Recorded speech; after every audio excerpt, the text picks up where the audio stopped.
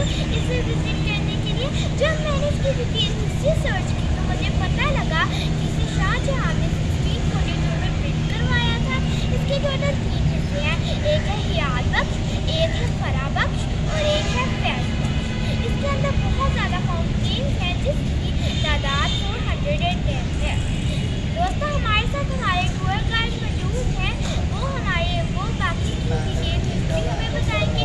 आप प्लीज़ इस वीडियो को स्किप ना कीजिएगा क्योंकि इसके अंदर बहुत सारी इंफॉर्मेशन और बहुत सी खूबसूरत चीज़ें आपको देखने को मिलेंगी।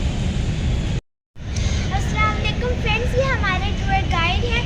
अंकल, आप अपना इंट्रोडक्शन कराएं और इसके शालामार गार्डन के बारे में डिटेल हिस्ट्री बताएं और इसे विजिट भी कराएं। वालेकुम अस्सलाम। मेरा नाम गुलफिशां है और मैं आपका टूर गाइड हूँ। मैं शालामार बाग में आपको तमाम गार्डन की हिस्ट्रीज और इसके स्ट्रक्चर्स और बादशाह कैसे आता था इसके बारे में मैं आपको मालूमात दूँगा। तो 5वां मुग़ल बादशाह जो था शाहजहाँ ने इसको बनाया था। ये शालामार गार्डन जो है ये तामीर है 1641 की।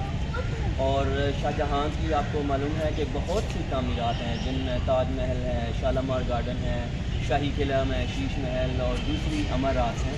इन तमाम अहम अमारात में शालामार गार्डन का भी जिक्र होता है। तो ये शालामार गार्डन जो है 3 स्टेप्स में मौजूद है। एक फरा बख्श है, फिर सेकंड फैज़ बख्श है, फिर आगे थर्ड हयात बख्श है। तो राइट नाउ हम फरा बख्श में मौजूद हैं। फरा बख्श की जो पहली और अहम इमारत है उसको कहते हैं आरामगाह शाहजहाँ। तो हम अभी आपको आरामगाह शाहजहाँ की तरफ लिए जा रहे हैं। तो प्लीज़ आइए मैं अपना विजिट शुरू करता हूँ और साथ साथ आपको इसका जो है वो हिस्ट्री बताता हूँ। ये जो है ये बादशाह की आरामगाह है। इसमें 2 बेडरूम्स हैं और रोशनदान हैं। इसके अलावा मोटी चौड़ी दीवारें हैं जो कि चूने और ब्रिक्स की चुनाई से बनाई गई हैं। और ये एक बादशाह के लिए जो है वो आरामगाह। तो राइट नाउ प्लीज़ हम आगे बढ़ते हैं। ये जो है ये असल में इसी बादशाह की जो है वो दौर की इमारत है। इसके आरामगाह में एक फाउंटेन भी है जो कि उस ज़माने में खूबसूरती बढ़ाने के लिए इस्तेमाल होता था। अब जो है ये दोनों जो बेडरूम्स हैं शाहजहाँ के बेडरूम्स जो हैं ये अभी ऑफिस के तौर पर इस्तेमाल होते हैं, जो कि फ्रेश पेंटिंग्स के साथ डोर्स हैं। और फ्रेश ये मैं आपको दिखाता हूँ थोड़ा सा। ये जो है ये फ्रेस्को पेंटिंग शाहजहाँ के दौर में जिसका पेंट किया जाता था, जिसमें फ्लावर पॉट्स हो गए, स्पेलर्स हो गई, फ्रूट स्पेशली जैसा कि ये मिलन नज़र आ रहा है या ग्रेप्स। तो ये इस तरह इसके दरवाज़ों के ऊपर जो है खूबसूरत अंदाज से फ्रेस्को पेंटिंग किया गया है जो कि अच्छी कंडीशन में मौजूद है। और इनको सेव रखने के लिए इनको एवरी टाइम इनकी देखभाल की जाती है।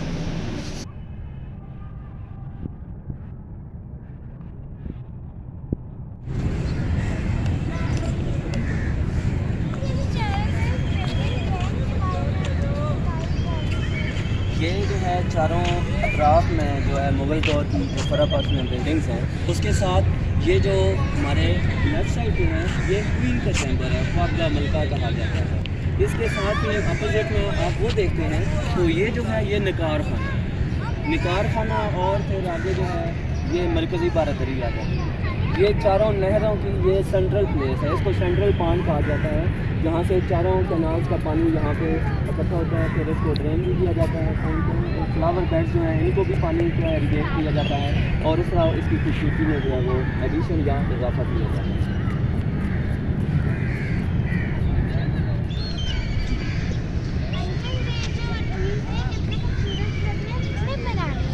ये तमाम जो है ना इसमें मैंगोज़ और जामुन के फ्रूट ट्रीज़ हैं जो कि बहुत ज़्यादा पुराने नहीं हैं लेकिन पिछली सदी के हैं।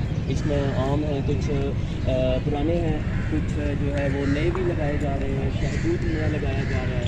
उसके साथ जो है खजूर के भी इसमें फ्रूट ट्रीज़ मौजूद हैं। तो ये जो है ये मैक्सिमम पिछली सदी के हैं, बहुत ज़्यादा जो है ना वो पुराने नहीं हैं लेकिन थिक और ये पुराने हैं। अब भी ये छोटे छोटे जो है ये फल देते हैं। जून के महीने में इनका फल होता है। आम जामुन भी होता है, काफ़ी तादाद में होता है। और ये तीनों स्टेप में जो है ये आ जाते हैं। फरा में भी और फैज़ में भी जो है ये इसमें सारे फ्रूट जो हैं वो मौजूद हैं।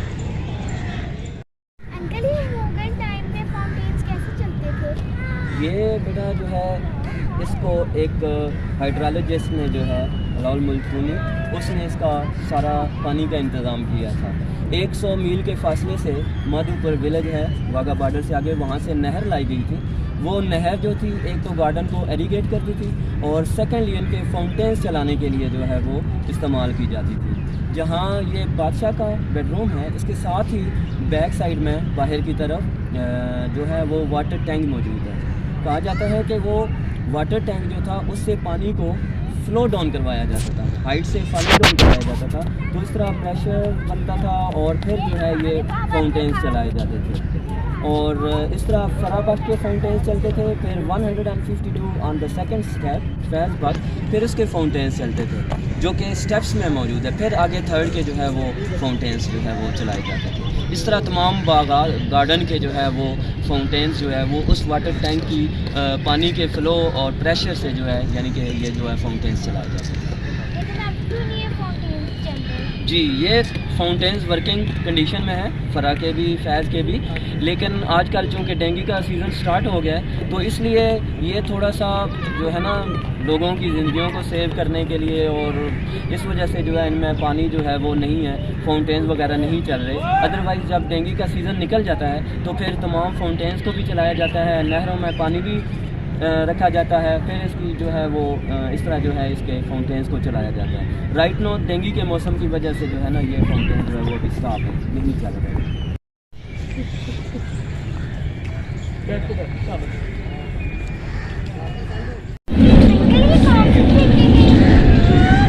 ये बिल्डिंग जो है ये कहलाती है विलियम मोर क्राफ्ट। विलियम मोर क्राफ्ट जो था वो एक ट्रैवलर भी था और एक्सप्लोरर भी था, राइटर भी था। और यहाँ पे जब वो बड़े सगीर में पंजाब में आया तो वो रंजीत सिंह जो है उसके दौरे हुकूमत में यहाँ, तो कहा जाता है कि वो इसमें बतौर मेहमान ठहरा था। विलियम मोर क्राफ्ट जो है एक राइटर एक्सप्लोरर होने के साथ साथ एक वेटनेरियन डॉक्टर भी थे और यहाँ पे एज ए गेस्ट जो है वो रहा था। ये उसके 3 पोर्शंस में बिल्डिंग आ जाती है, ऊपर जालियों का है, टेराकोटा जालियों का पोर्शन है, बेसमेंट है साथ और कुएं से विंडो कनेक्ट करती है टू द बेसमेंट। और आजकल जो है इसका काम हो रहा है, जैसा कि आप देख रहे हैं इसकी कंजर्वेशन शुरू है। इस तरह इसका चूने के प्लस्तर के साथ जो है इसका काम किया जाता है और इसका काम मुकम्मल होगा फिर दूसरे जो स्ट्रक्चर्स हैं उनके काम शुरू होंगे। तो इसके साथ ये गवर्नमेंट जो है सारे कदीमा हर साल जो है इस तरह की रेनोवेशन और कंजर्वेशन जो है वो करवाती है। अब जिसका विलियम मोर क्राफ्ट का जो है ये काम जो है वो रेनोवेशन प्रोसेस में है।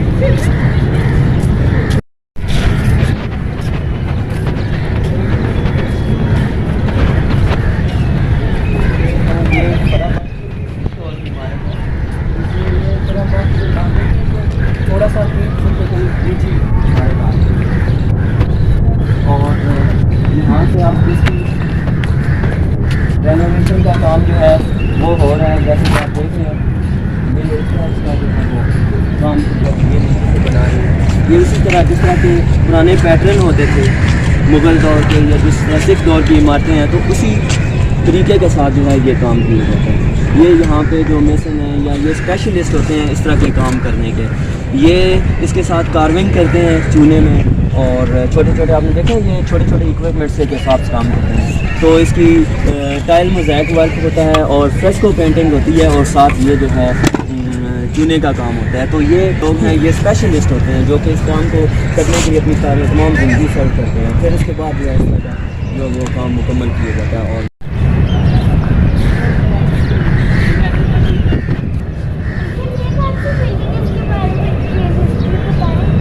ये इमारत जो है ये समर पवेलियन या बारादरी कहलाती है। ये भी एक खूबसूरत फ्लोर के साथ और खूबसूरत चूने के प्लस्टर और मुख्तलिफ कलर के जो है वो मार्बल यानी कि संगमरमर और दूसरे रंग के साथ जो है इसको डिज़ाइन किया गया है। ये इसमें रिंग्स हैं, ये असल में रॉयल फैमिली जो है इसके अंदर बैठा करती थी। समर पवेलियन में स्पेशली जब चारों साइड से हवा स्प्रिंग सीज़न में खूबसूरत अंदाज से जब वो वाइनिंग करती थी तो रॉयल फैमिली यहाँ बैठा करती थी। ये मरकज़ी बारादरी है, ये फैज़ और फरा के संगम पे है। यहाँ से फिर नीचे जाने का रास्ता जो है वो फैज़बाग स्टेप में चला जाता है। तो अभी हम इसको अंदर से जो है वो बारादरी को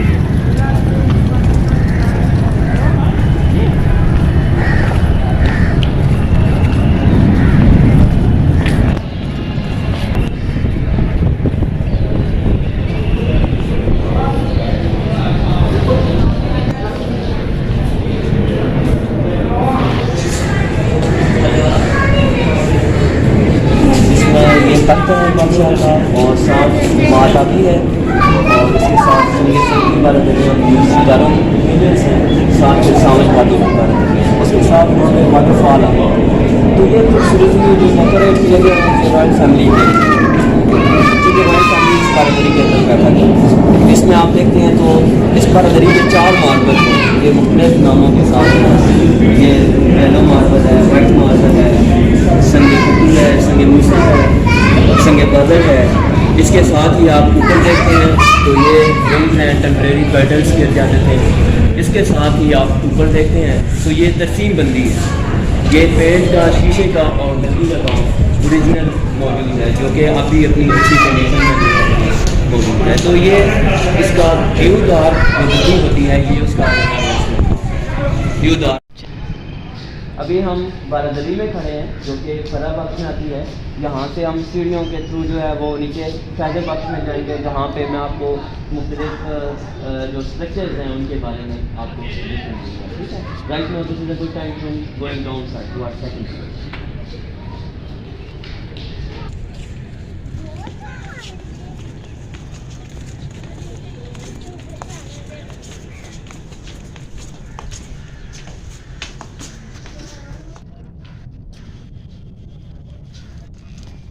ये क्या चीज़ है?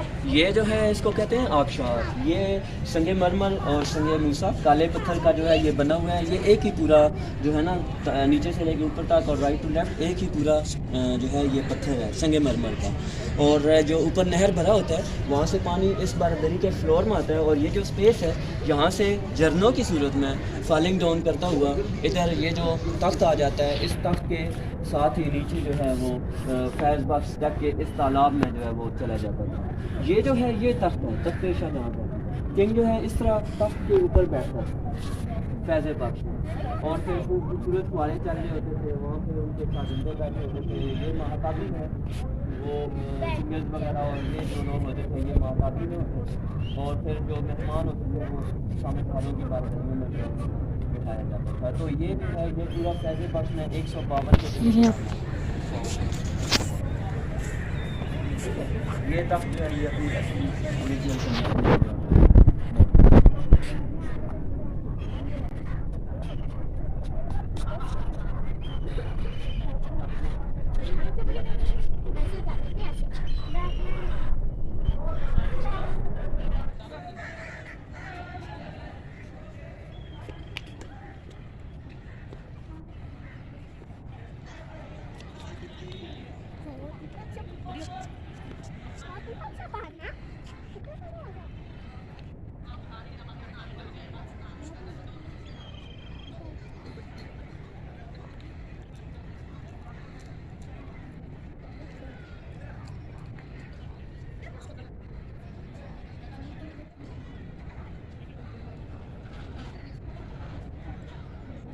हाँ जी, ये इसको सावन भादों भी कहते हैं और चीनी खाना भी कहते हैं। इसको चीनी खाना भी कहा जाता है। जी आप हाँ जी। मेरे पास एक आपसे क्वेश्चन है कि जहांगीर तरीन का है?